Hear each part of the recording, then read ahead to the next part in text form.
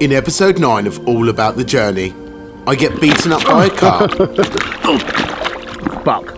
That's bad. Yeah. Eaten alive by my dog, a fat man goes swimming, and I manage to catch a few special carp along the way.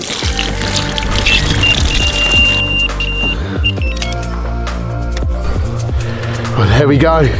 The first capture from the secret lake. An absolutely epic scaly hammer. Thank you so much. Proof, if any, getting your bait back out on the spot quickly paid big dividends.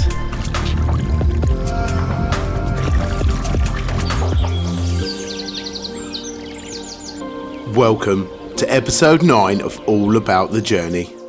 You join us once again here in Spain, where temperatures are really starting to soar.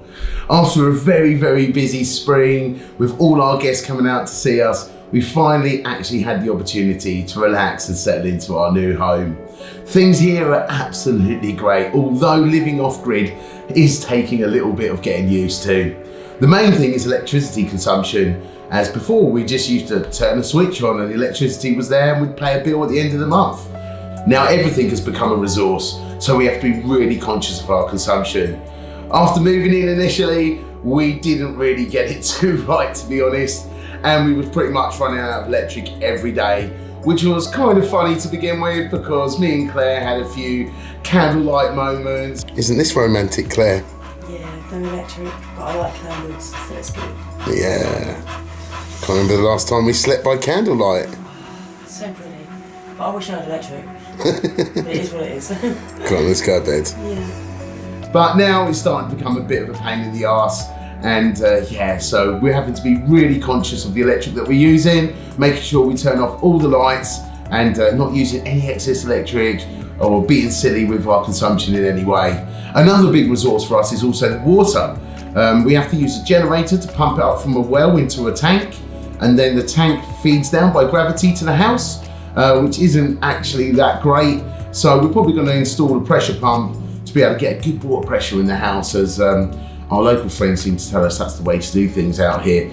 But yeah, no, it's taken a little bit of getting used to, but it does feel kind of good that we're not really sort of burning into the Earth's resources by using electric, as all our energy comes from the sun. Now, lots of people have been asking us about Simba, and he's been settling in really well up until last week. Now, it's been really strange. The dog had a bit of a funny moment, which resulted in me having a pretty serious injury to my hand. And I was really quite upset about it. Now, pit bulls are really strong dogs, and it's very important they know who's boss. And in this case, it's me. Now, a few weeks ago, we noticed a slight change in his behaviour, and it all started when we was fishing. I was literally wading through the water, and Simba was waiting at the water's edge for me with a real stance on, like he was squaring up to me, and he growled at me.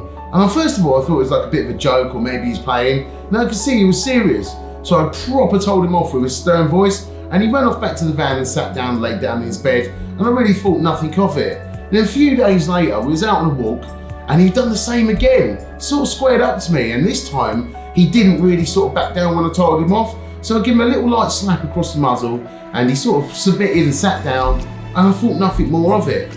Well, just a few days ago, he tried to force his way into the house after rolling in the mud outside. Claire didn't want him in, which is fair enough as he was dirty. So he tried to sort of push his way past her, and he managed to get past her. So she put him out, and then immediately he tried to push his way back past her again. And I wasn't having any of this because it's really important that he makes sure he knows what the rules of the house are. So I grabbed him and I literally dragged him out of the house and put him in the garden, and he jumped up and bit me in the shoulder, and I wasn't having any of it.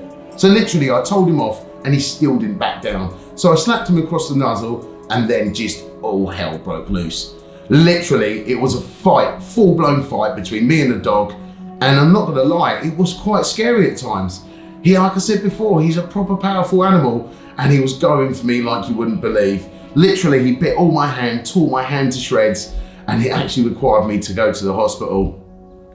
The fight did actually end with me winning, with him running off after literally I got on top of him and managed to pin him down and almost sort of choke him out a bit until he stopped trying to bite me.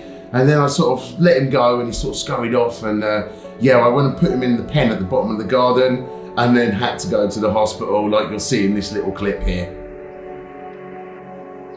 Oh, Simba. Not good. Old Simba, who's been so lovely, has given us a bit of a funny turn this morning. And yeah, I need to go to the hospital now. But his balls are definitely going to have to come off if we're to give him another chance. Which is really sad. But yeah, I'm not ready to give up on him yet, despite that. Because I do really love that dog, and he's just gone a bit funny today, and I don't know why.